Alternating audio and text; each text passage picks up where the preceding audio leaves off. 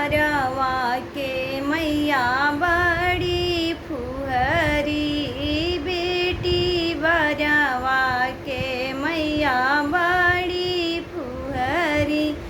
बेटी लावेली तिसिया के तेल, त घामा में सुतवली।